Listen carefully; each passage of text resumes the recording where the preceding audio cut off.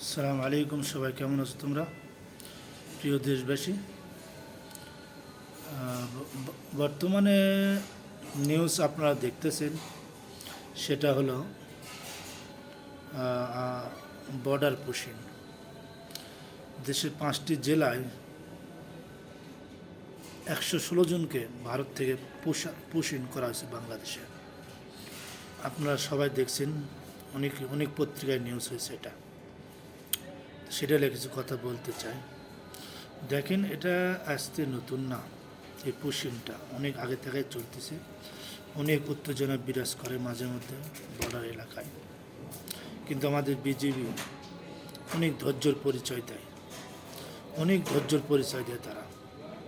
তারা চায় না যে বাংলাদেশের অন্তরে একটা বিশৃঙ্খলা সৃষ্টি হোক।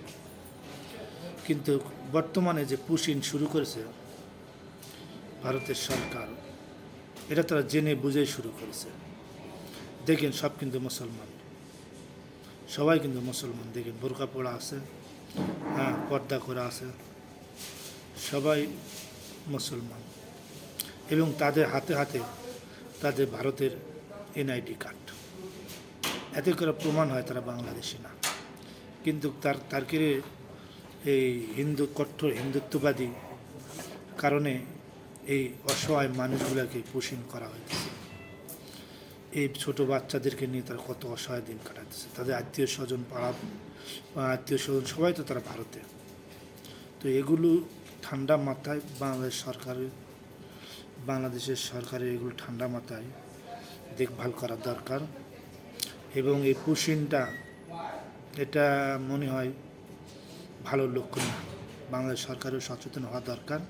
আমরা যারা জনসাধারণ আছি, সবারই একটু সতর্ক হওয়া দরকার। অন্তত বর্ডার এলাকায় তারাও যেন শক্ত অবস্থানে থাকে, তাহলে অতি সহজে পুশিং করতে পারবে না। আর একটা 5 minutes later. খবর হলো, সেটা হলো ডক্টর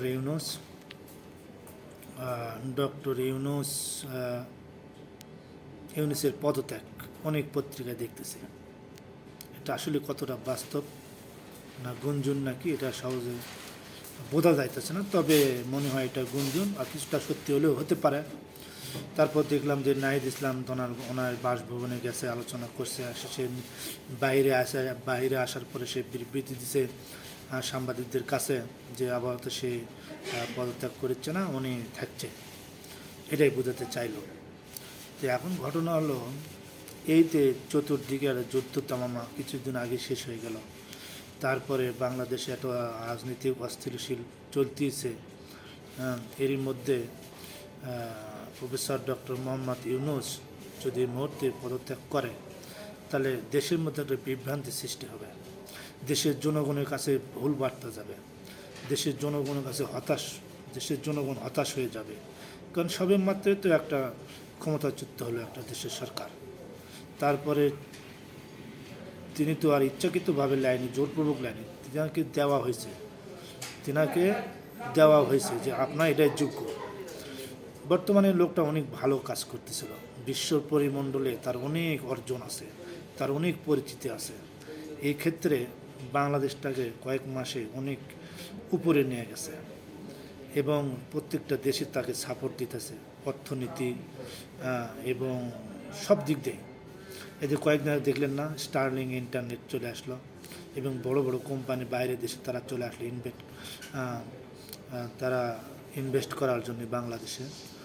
তো এই জন্যে এই লোকটার অনেক পরিচিতি বিশ্ব পরিমণ্ডলে। তবে এই মুহূর্তে আমার মনে হয় করাটা ঠিক হবে না তার পদত্যাগ। জনগণ তো চায় তাকে, অনেক প্রায় শতকরা 60-70% জনগণই চায় তিনি থাকে। যারা কৃষক, শ্রমিক, রিক্সা চালক যারা আছে, তারা তো অনেক ভালো বলতেছে যে না, অনেক দ্রব্যমূল্য জিনিসের দাম কম, তারা অনেক সহনশীল জিনিসপত্রের দাম তাদের ক্রয়ের নাগালে সবটা জিনিস, আলু, পেঁয়াজ, মরিচ, নিত্য প্রয়োজনীয় জিনিস সবগুলো ক্রয়ের নাগালে। এই সরকার অনেক চেষ্টা করছে। সে সরকার তো বলেছে ভোট ইনশাল্লাহ হবো, ডিসেম্বর না হলেও জুনের আগে ইনশাল্লাহ ভোট দিয়ে দেবে, নির্বাচন দিয়ে দেবে। কিন্তু বর্তমান দেশের রাজনৈতিক পরিস্থিতির কারণে সে হয়তো কথা বলেছে, এটাই বোঝা যায়।